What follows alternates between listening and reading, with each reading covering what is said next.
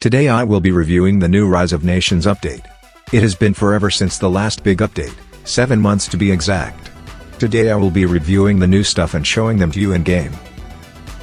First, we have a revamp of Asia's tiles, so now there's new borders. All the islands in the Pacific have also been given land, so I can now train my troops. Next we have political leaders. This is a new feature that can turn your country into a decimation machine. In the country menu, there is now a new tab called leaders. Here you will find multiple leaders that you can hire, which give buffs depending on their job. For example, this guy is an infrastructure minister, so he will give buffs to building speed and cost. Hiring him costs 30 political power, and then needs 0.39 political power every 5 days. As you can see, he can also level up. Now that I have an infrastructure minister, I can't get another one, trust me, I'm clicking here. Leaders can also give stronger or weaker buffs, depending on their ideology and the countries. This next one is a revamp of an old system. Government spending has now been changed. From 3 stages of spending, there is now 8. And instead of just government spending and research spending, there are now also security spending, education spending and healthcare spending. There's also military spending, but I'll get back to it. Government spending gives more stability and political power. Security spending gives a lot of stability, reduces war exhaustion, suppresses rebels, and reduces unrest. I suggest putting this to the maximum when your country is having riots everywhere. Education spending gives research points, reduces unrest, gives political power and makes your leader smarter. Healthcare spending gives more stability, makes your population grow faster, reduces unrest and war exhaustion.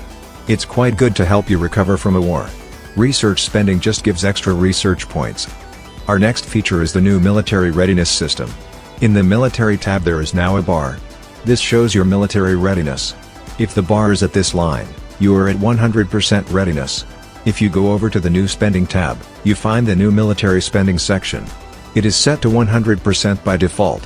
You can lower the spending and reduce your military readiness, causing you to gain debuffs to your troops.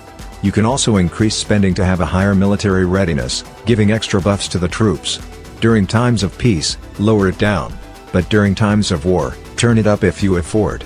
Make sure to turn it up well before a war, because increasing military readiness takes time. Another revamped system is the military generals. Now, you can choose which general to recruit. Generals have their base stats, which give buffs for XP, attack and defense, and another custom stat, depending on the general.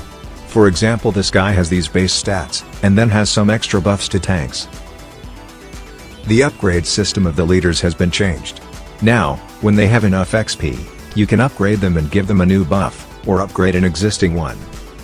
This next feature is a good one, and will come in handy when preparing coordinated attacks. Capture zones are here. Select the cities you want to capture from an opponent beforehand. From down here, go to capture zones and create a new one. Name it and you're ready. Now, when you go to auto capture, you will find your zone there, ready to send your troops towards. Now this next one requires me to switch countries. Welcome to Greece. Greece just got something new, and it's called a mission. They are similar to formables, but not the same. Greece has a new mission called Megali's Idea, and you have to capture all of these cities to form them.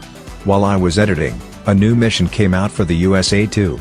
Upon completing the mission, you get a temporary modifier and some stability. Your flag or name doesn't change. Okay, now, here come a lot of unimportant features. I'm going to quickly skim through the important ones. 7 new policies have been added, but they all suck. You can now set a health limit for troops while auto-capturing. If they are under the limit, they won't move until they heal above the limit.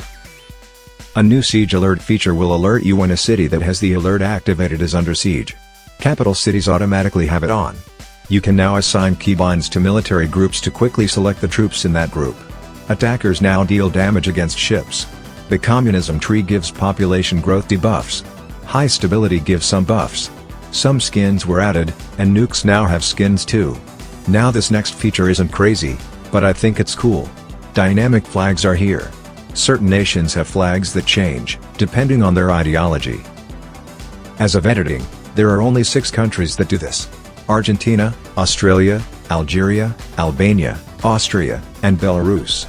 I think it would be interesting to see a server where everyone has a flag depending on the ideology. Moving on, We now have a new formables and releasable. Finally, India has been nerfed, and has been given 7 releasables.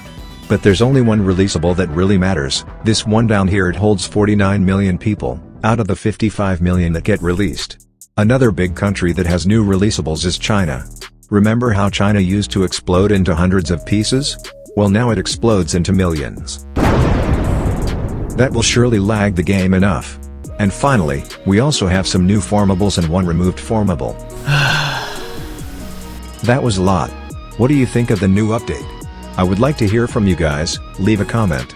Thanks so much for watching until the end. YouTube thinks this video is good for you. Why don't you check it out? Why are all the leaders men?